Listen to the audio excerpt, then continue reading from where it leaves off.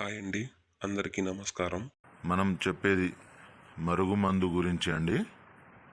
ఈ మరుగుమందు అంటే వశీకరణ మందు అని అర్థం అండి. ఈ మరుగుమందును ఎందుకు ఉపయోగిస్తామంటే,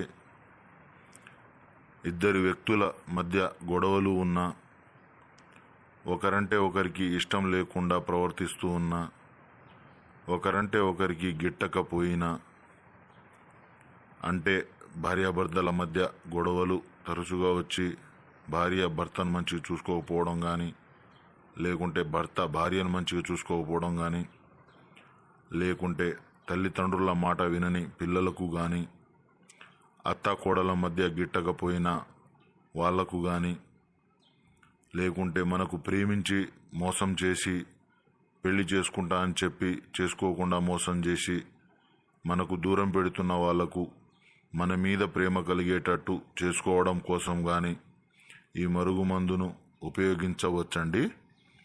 ఈ మరుగుమందు ఉపయోగించడం వలన మన మీద ప్రేమ కలిగి ఉంటారు, మన చెప్పు చేతల్లో ఉంటారు, ఆ విధంగా మారిపోతారు.